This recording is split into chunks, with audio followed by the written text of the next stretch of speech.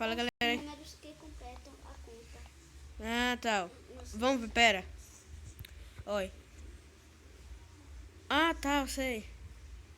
5 mais 5. Ó, deixa eu colocar aqui, ó. Não. Eu tinha feito isso, você lembra?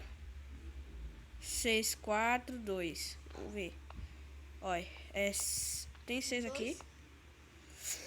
Dois, Pera. cinco. Pera. Né? Coloquei. Colocar 5.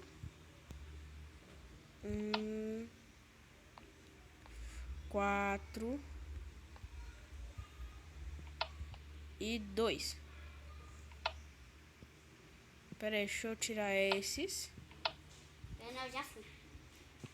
Já tá aberto? Não, você fez certo. Aqui.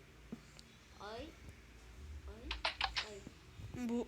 Já ligou? Isso daí. Ah, daí já tá ligada.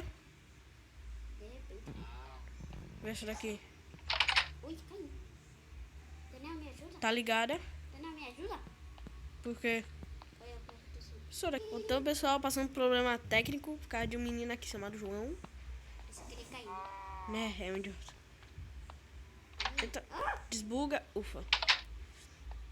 Brincando com os crafts 1. Leve brincando. Ué, pera aí. Pera. Ué, por que tem essa pressure plate aqui, essa bedrock e tal? Ai, merdinha. Só daqui a pouco a gente volta. Pessoal, já voltamos.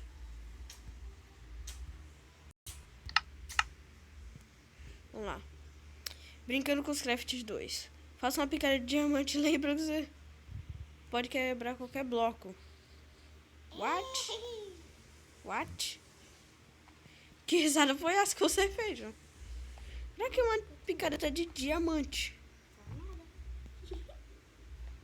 É, oxe.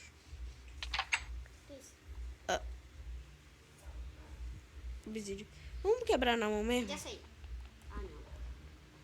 Cadê os diamantes? Vai cavando lá pra baixo. É, tem que vir cavando pra baixo. Vai caindo pra baixo, eu tô pegando as madeiras. Pra gente fazer um bocado de coisa, velho. Achei ferro. Agora. Galera, Pessoal. demorou muito, porque E a gente gente- tava pra baixo, né? É, e o baú que tava aqui a gente passou pro criativo, quebrou. Colocou as coisas naquele baú ali. Sim. Eu devia cantar, né?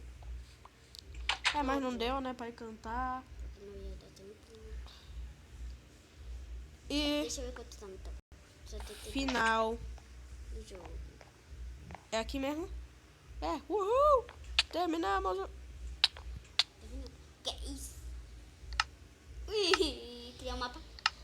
Pessoal, tchau, falou, esse é o fim da série, falou!